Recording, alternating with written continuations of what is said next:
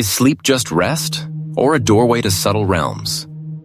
We sleep every night, but where do we really go when we sleep?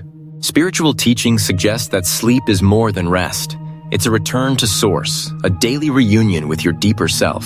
In yogic philosophy, there are states beyond waking and dreaming. Turiya, or pure awareness, which can be touched during deep sleep or advanced meditation. During sleep, the body repairs, but the soul travels inward.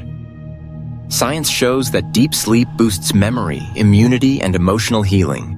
The brain washes itself, processing toxins and stress. But mystics say it also recharges your consciousness, like plugging into the cosmic field. Ever notice how insights or peace arise after a good night's sleep? What if dreams, silence, and stillness are gateways, not just gaps? So is sleep just shutting down? Or is it a subtle retreat, where the soul whispers what the mind won't hear?